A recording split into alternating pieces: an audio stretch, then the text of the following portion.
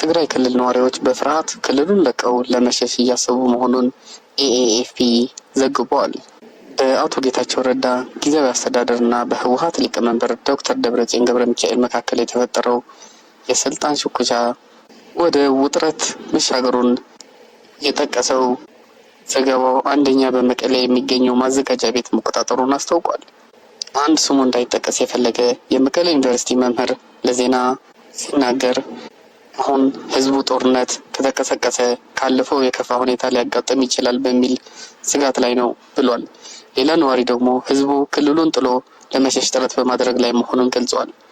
ምህረት የተባለችው ይህችን የ27 ዓመት ወጣት ስትናገር ባለፈው ጦርነት ጊዜ በመቀሌ ውስጥ ታሽገን ነበር፣ አሁን ያ እንዲደገም አንፈልግም ብላለች። ጨምራም አሁን ክልሉ ለቀን ለመውጣት ጥረት እያደረግን ነው፣ ነገር ግን አውሮፕላን ትኬት ለመቁረጥ ስንፈልግ ሰሞኑን ያሉት በረራዎች የሞሉ መሆኑን ለማወቅ ችለናል። ለዚህም ክልሉን ለመልቀቅ ሌሎች አማራጮች እየፈለግን ነው በማለት ስታስረዳ ነዋሪዋ በፍርሃት ውስጥ እንደሚገኝ ገልጻለች። እንደ ኤኤፍፒ ዘገባ ደብረጽዮን እንጃ የመቀሌ ከተማውን ማዘጋጃ ቤት ትላንት የተቆጣጠረ ሲሆን ራሱን ከንቲባም ሹሟል። እንዲሁም በመቀሌ የሚገኙ የኤፍኤም ሬዲዮ ጣቢያ በቁጥጥር ስር ገብተዋል። የዶክተር ደብረጽዮን ቃል አቀባይ ለዜና አውታሩ ሲናገሩ ቀደም ሲል ተመርጠው የነበሩት ከንቲባ አቶ ጌታቸው ረዳ ተባረው ነበር። ያ ደግሞ ህጋዊ አልነበረም።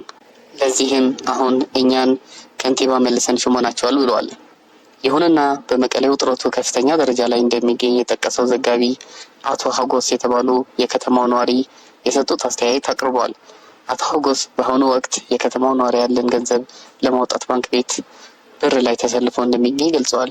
ይህም የሆነው ፖለቲካዊ ውጥረት ተከትሎ የመሰረታዊ አገልግሎት መቋረጥ ሊከሰት ይችላል በሚል መሆኑን የሰጡት አቶ ሀጎስ ነዋሪው ሌላ ጦርነት አይደግፍም፣ ሰልችቶታል ማለታቸውን ኤኤፍፒ ካቀረበው ዘገባ ተመልክተናል።